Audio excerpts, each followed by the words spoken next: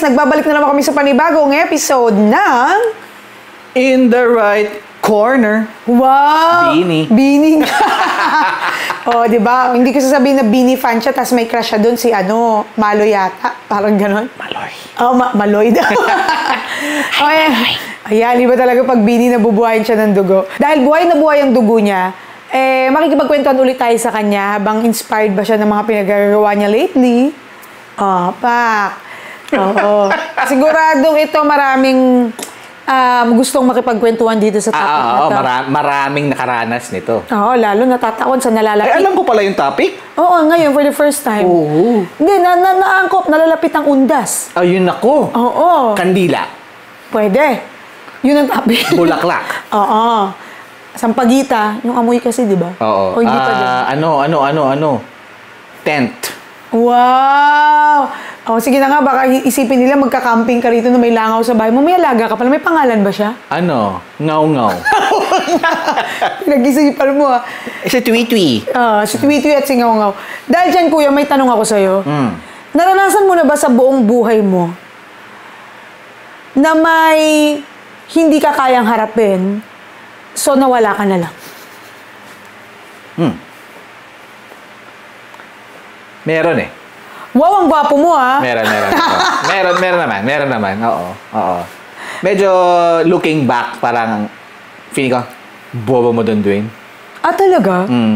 Dahil? Ano siya, parang relationship siya eh. Pero wala pang relationship. Almost relationship. Parang nandiligaw pa Paano lang. pag sabi mo ng almost relationship? Paano pa?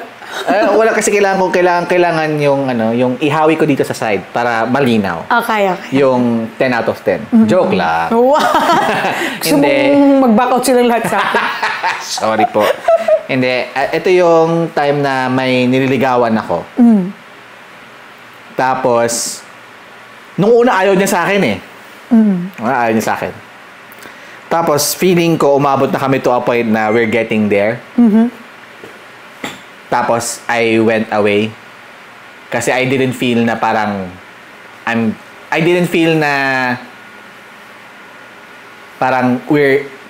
looking back, sa tingin ko we were getting there. Pero at that time, feeling ko parang my effort was getting wasted.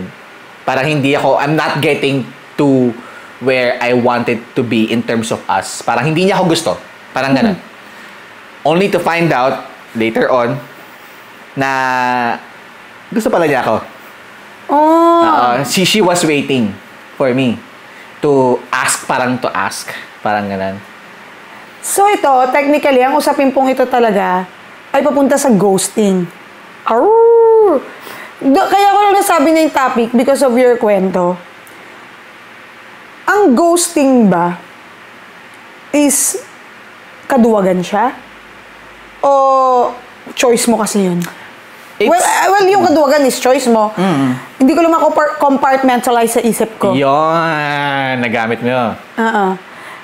Pero tingin mo, ano kaya yung, ang dami kong tanong na hindi niya pala sasagot, may tanong na naman akong bago. Yun nga, is it kaduwagan or? Yes. I think it's mostly yes. Pero it's definitely an act of choice. Choice mo talaga yun. Kasi to step away in a situation, regardless of your intention, hindi ka influenced primarily by the environment. Ikaw yun. Decision mo yun. So, doon sa kwento mo, naduwag ka? I was afraid of the outcome that I did not want. So, ang outcome na gusto ko is maging kami. I didn't want to face the eventual reality na hindi niya ako gusto. So, instead na marinig ko yung no niya, which turned out to be false pala, ayoko marinig yung no. So parang, I feel like, parang, siguro at that time, egotistic ako na ayoko makarinig ng no. So, umalis na lang ako. So, para hindi ko, para siguro, I'm thinking, looking back, I was thinking, ang mindset ko noon was, hindi niya ako ni-reject. Paano mo nalaman yun? I mean, take me there. Wow, take me there. Kasi nga, nawala ka na nga, di ba? So, paano ka umabot dun sa point na nalaman mo na, oh my God, I was wrong. It was a gathering years after. Oh my God. Nagkita kami. Tapos, to be fair, friendly kami. friendly yung relationship namin even after that. Pero never namin napag-usapan yung nangyari na yon. So we were cordial. So hindi siguro mali yung word na friendly, very cordial kami. Tapos merong isang gathering na finally nagkita ulit kami in the flesh So nagkita kami ulit. Tapos nagkamustahan, all of those things. Tapos na-isolate kami parang sa event na yun, na-isolate kami sa isang location sa venue. So mag-usap lang kami. Tapos na-bring up yung conversation about, we were supposed to be... Sino nag-open up? Siya. Alam mo kung bakit siya? Kasi siya yung mas nagdala ng burden eh. Kinarga niya actually. Kinarga niya. Parang sabi niya, parang sasabi niya, I don't want to talk about this, pero I just want to let this off my chest. Parang, umasa ako, sabi niya. Umasa ako. Sayang. Na parang, hindi ko maintindihan kung bakit ka nawala. Kasi, my understanding of myself was, I was liking you already. So, in-explain ko na parang, I didn't feel na you were getting there. Kasi yung demeanor niya was parang, parang sa term natin ngayon, nonchalant. Dati walang nonchalant na term. Pero looking back, looking at her, the way she reacts, the way she responds to text pa nun, walang chat nun. Text yun. Very nonchalant, parang short. Cold. Sa term ngayon, cold. Cold and nonchalant. Diba? So, yun, in-explain ko yung side ko. Pero, hindi malakas yung loob ko to tell her na I didn't want to feel rejected. Kaya umalis ako. So, parang yun nga, kaya sabi ko, nabanggit ko kanina, egotistic ako. Kasi, as a man, ayokong maramdaman na rejected ako. So, technically, hindi ako ni-reject kasi ako yung umalis. Pero at the back of it, hindi niya ako gusto eh. Pero, di ba, sabi mo, years after mo nalaman yun. Bago yung years after na yun, pinagsisihan mo ba yung ginawa mo? Wala pa akong nararamdaman na regret kasi wala pa sa akin yung facts. Yun nga. Pero nung nagkita kami, hindi ko masasabing nire-regret ko kasi parang wala naman, parang nangyari na eh. Tsaka, if I recall correctly baka parang nasa relationship pa ako nun. So kung i-regret ko yun, pangit. Tingnan. Pangit yung optics na nagsisi ka sa maling desisyon mo sa panliligaw pero in a relationship ka daw. Ano yun? Babalik ka sa kanya? Parang ganon. So, I did not feel regret. Parang I feel like, okay. Naunawaan ko na. Yeah, but it's more of clarity. It's more of closure. Yun ang nangyari niya. Pero may guilt feeling ka? Siguro kasi na-miscalculate ko yung situation eh. Pero, di ba, minsan naman, halimbawa, minus the ghosting scenario. Minsan talaga ang tao, dumarating ka sa point na pakiramdam mo, ito na yun eh. Naging mali lang yung, I don't know naging mali lang yung paraan kasi nga bigla kang nawala. I don't know kung ang tamang paraan ba, baka yun nga yung tama is, in-address mo, inupo mo na feeling ko wala naman itong pupuntahan. So, itigil na natin. So, siguro, baka kasi nung time din na yun, dun lang sa example na sinasabi mo, kasi ako po, akin lang to. May ginost ka na ba? Hindi ko naman sinasuggest na tama ang mang-ghost. Pero, dun lang sa kwentong sinabi mo is, siguro, naramdaman mo na, wala na talaga eh. Okay. Ngayong medyo mature na ako in comparison to... Ba't kailan ba yung nangyari? 11 years old ka? Oy, wait lang Hindi uncommon ang ghosting in all levels of relationship. I mean, common ang ghosting in all levels of relationship Ang pinagkaiba lang nun is an 18-year-old would have known now what ghosting is as in comparison to maybe the youngsters mga 12-ish, 13-ish na nagve-venture into their own identity in terms of relationship. Hindi nila naiintindihan, ginost ko pala yun. Kasi bata pa sila, hindi na nanawa niya. Pero moving on, parang ngayon na mas mature na ako, I would disagree with you on the base on one point na pwedeng tama yung ghosting. Actually, mali siya in all levels. The reason na ba't ka nag-ghosting kasi nabanggit mo na kanina, meron kang fear. Ano may mga kinakatakot mo? Confrontation, facing reality, facing rejection. Hindi ka upfront about what you feel. So, for example, may mga nauusong mga trends sa TikTok, for example, na merong conversations about, rejection. May mga tao na very comfortable rejecting a person and do and can do it properly. Like for example, ito yung gusto ko sa'yo, pero ito yung mga ayaw ko. Therefore, ayaw ko sa'yo. Yun yung hindi ghosting. Hindi siya takot i-confront yung reality na ayaw mo sa tao. Pag nag-ghost ka kasi, hindi mo kayang gawin yon. So in all levels, mali yung ghosting. So yun lang, pero ang backbone ng ghosting is may mga bagay kang ayaw mong harapin. So tinalikuran mo na lang. Oo, meron din yung hindi tama ka doon, mga bagay na ayaw mong harapin, tsaka mga bagay na ayaw mo, period. Period, correct. Good point. 'Di ba? Meron kasi yung ang dami pala niya, no? Pag iniisip ko ngayon ba sa relationship, ang daming factors. Ako kasi habang nagkikwento, kasi sinusubukan kong isipin. Noong una, nasa stage ako na hindi ko kasi gagawin yan. Parang may ganun ako. Yung moral compass mo, it won't feel right for you. Oo, pero nung nag-dig deep ako sa emotions ko and sa memory ko, nagawa ko pala siya at some point. Okay. Siguro, hindi ko lang siya nag-gauge na ghosting yun kasi hindi siguro siya dun sa path na relationship. Pero, thinking of it, yung action na ginawa mo is tantamount to. Oo. Sige, take us through. Ayoko lang, kasi. Wait lang. Girl, mature tayo, girl. Kasi pag pinagkuhin, Girl pa magsasalita, hindi labas-dila. ayoko ng gano'n. Kasi ano. Kasi kung pag-usapan Hindi. Sige, take us through that unconscious ghosting. At isa lang yun. Kasi magkaiba tayo. Ako conscious ghosting yun and I regret that. Pero ano yung unconscious ghosting? Kasi lalo nun, di ko naman alam. Pero nasa mid, ano na yun eh. Mga itong era na rin siya. Pero, kasi, ano? Hindi, kasi, utal-utal na tayo dahil sa ghosting. Iniisip ko, nung una, ang yabang ko, pa nagsasalita ko, pinapakinggan ko, hina naman na ito. Kasi ako, pag nagkagusto ko, gusto kita, dalawa lang sa akin, gusto mo ko, oo, hindi, ayaw mo sa akin, go. Wala akong in-between. Very clear. Oo, wala akong in-between. Tapos bigla akong naisip, ay, teka lang. Meron kasi akong, meron akong instance na meron akong go-to person lagi.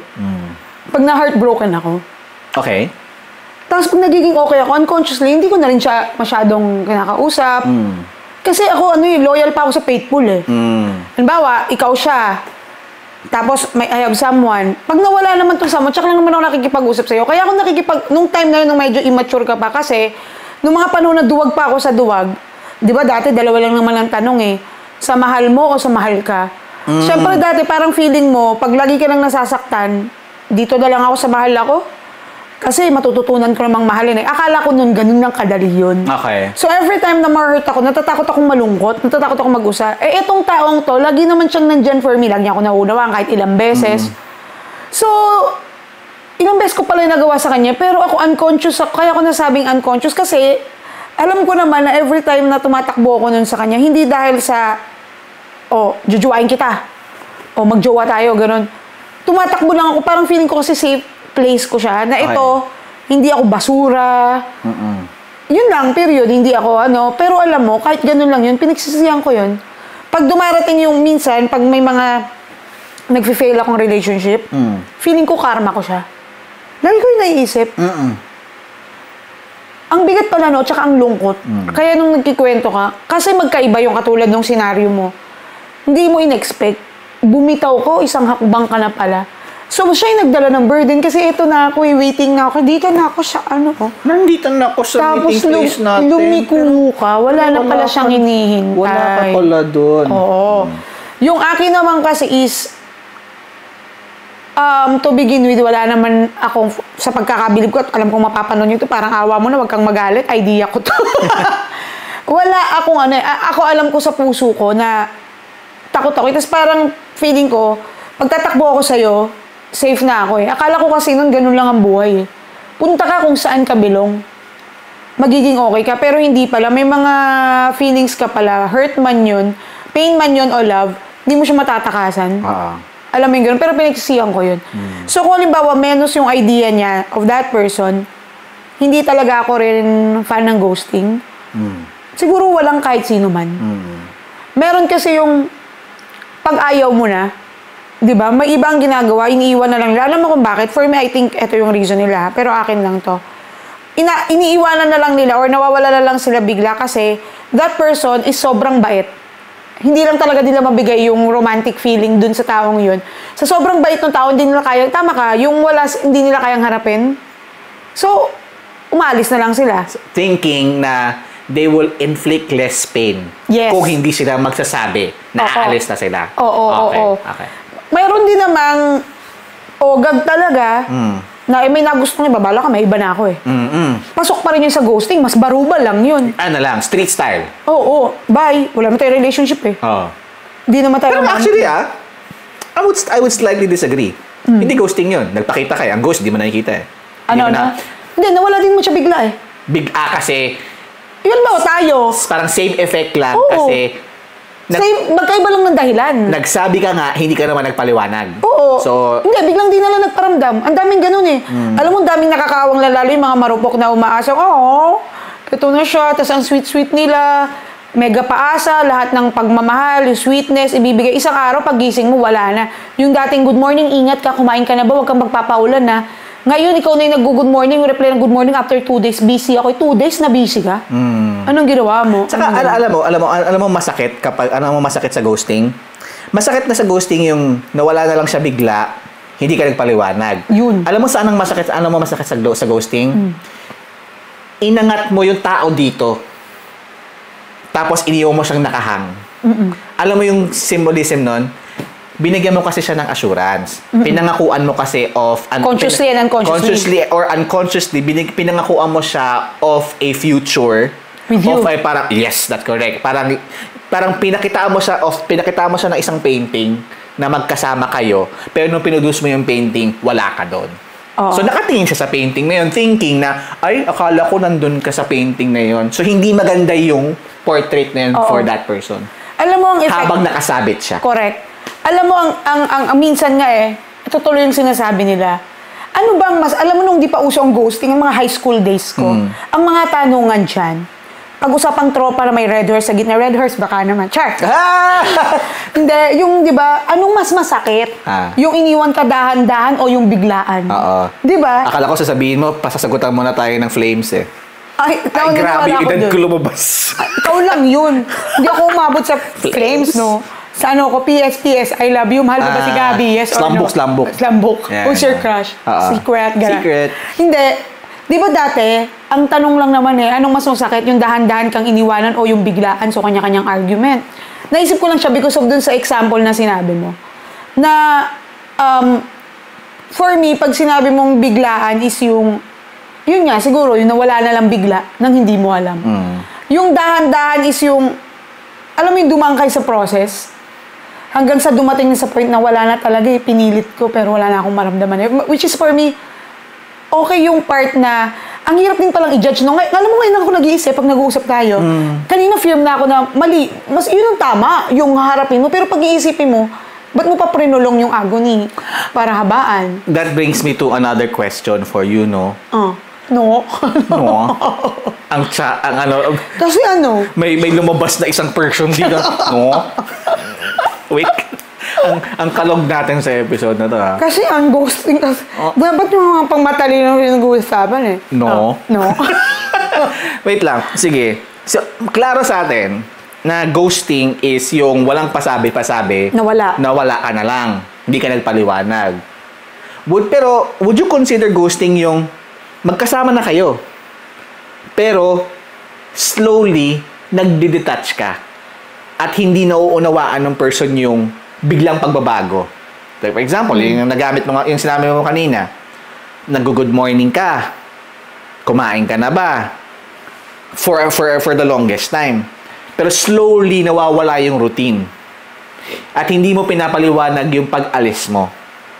Would you consider that ghosting or do you think na mas proper tong process na to? Hindi ko siya kinukonsider na ghosting kasi andun pa rin naman siya.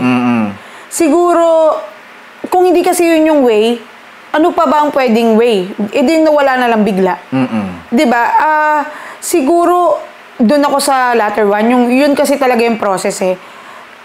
Hindi mo rin naman pwedeng, depende kasi kung nasa relasyon na kayo, dapat dun ina-address eh. For me hindi, pwede rin kasing wala kayo dun sa relationship. Hindi, kasi kung yun nga, kung wala pa kayo dun sa kaya nga sabi ko, maiiba kasi yung context nun tsaka yung magiging narrative nun eh. For example, ganito, mag-partner tayo. Kuya, hindi naman talaga araw-araw mahal mo siya eh. Di ba sabi nga yung cliche na bilit mo yung sabi din ng isang kanta, hindi araw-araw mahal mo siya, pero araw-araw mo siya pipiliin. Kung in the context of nasa relationship kayo, tapos nararamdaman mo na parang, nawawala na ako ng feelings. Ako for me, sorry to cut you off. For me, it's not because, kasi sabi mo kanina, di ba? Hindi mo siya mahal every time. Oo. Ako for me, in that context, no, hindi mo siya mahal the same way. Tama. Tama. Magkaiba yung hindi mo talaga siya mahal at all. Kasi hindi mo siya mahal at all, baka nang bababae ka na o nang lalaki ka na. Hindi mo siya mahal the same way kasi hindi mo siya, may mga windows of the day na hindi mo siya nakikita, hindi mo siya makakausap. Therefore, nagre-rest yung love. Tama. Pero pagka umuwi ka, siyempre, angat yung levels of love. Tama. May gradients of love. Yun yung mga naniniwala po na hindi mo siya araw-araw mahal pero araw mo siya piliin. Yung pala ang tamang term. Hindi mo siya mahal as ano? Hindi mo siya mahal the same sure way. Sure ako sa sinabi yung grammar ako, hindi sure.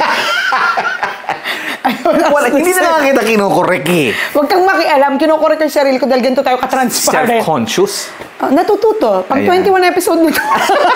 21 na ba? Baka 24 na to by this time. By this time, oo. Hindi, kasi ako, yung doon lang sa topic, di ba, pag nasa relationship ka, kailangan mong i-address sa partner mo yun eh. Kasi kailangan yung ayusin yun ng dalawa. Dahil pinasok nyo yung dalawa eh. Hindi naman pwedeng pag-ayaw mo na aalis ka na. Pero pag nandun pa kayo sa almost relationship, I guess, kaya nga may mga dumadaan sa ligawan stage, whatever, is for you to assess. It's saka important, I'm not, parang hindi ako nagbubuhat ng sarili kong bangko, no? Pero I think it's an important aspect of the conversation. May it be, wala pa kayo sa relationship or nasa relationship na kayo. Bakit kanyo? Pag nasa relationship ka, kung tama yung sinabi mo kanina, and I appreciate na parang use of word. Misterming lang siya. Kung totoo yung sinabi mo, na may mga aspects of the day or in the journey na hindi mo na siya mahal, it's about time to question kung mahal mo talaga yung tao o hindi. Tama. Kung i-juxtapose mo siya in the context of wala pa kayo sa relationship, ligawan pa lang yan, consistency is key. Kung ako ay lalaki, for example, sige, Ba't hindi ka ba lalaki? Hindi. Okay. Misterming. Alright. Okay, Sige, let's neutralize yung conversation. Kung ako yung nanliligaw regardless of gender, kasi pwede yung babae yung nanliligaw, 'di ba? Pwede may ganung context eh. Sige, let's set aside yung gender. Kung ako yung nanliligaw and I'm expressing love, 'di ba dapat consistent ako? Kasi I want to demonstrate na kung ano ako ngayon, chances are pag tayo na, I will show the same person to you. Pero kung wala ka pa sa endpoint na yun, hindi nga siya endpoint eh, yung outcome eh, yung first milestone eh. Kung wala ka pa sa milestone na yon and may question na of consistency, you might as well detach from the engagement. Kasi, you're inevitably going to ghost that person. Kasi hindi mo nga kaya i-maintain yung tenacity of parang pursuing the person eh. Di ba? So, baka may tama, to an extent na tama na kumalas ka na sa engagement na yon kasi hindi mo kayang panindigan eh. Kung hindi mo ako kayang panindigan, hindi pa tayo. Paano ako maniniwala na paninindigan mo ko pag tayo na? Paano mo ako poprotektahan ngayon kung hindi pa tayo at hindi mo ko kayang protektahan, paano kung nakatira na tayo sa isang bubong? Alam mo, ito lang, ewan ko lang habang nag-explain kaya. Tama naman lahat ng sinabi mo eh. Either dun sa nasa in relationship na kayo, na tama ka eh. Kung nararamdaman mo ngayon hindi mo ako mahal, baka hindi mo talaga ako mahal at all. Correct. Then yung isa, yung consistency is the key. Kung hindi ka magiging consistent ngayon, ano pa pag naging tayo? Ako, ewan ko, lately ko yung natututunan. O dahil sa tumatanda na ako, na minsan pala, hindi actually minsan eh. Paano pala kung ang talaga palang meaning ng pagmamahal is next on In the Right Corner with Almira Shil and Kuya Dwayne. Having someone that will stay no matter what. Alam mo ba't ko lang siya naisip? Halimbawa dun sa idea na kung di mo siya mahal ngayon, baka hindi mo siya mahal nung una.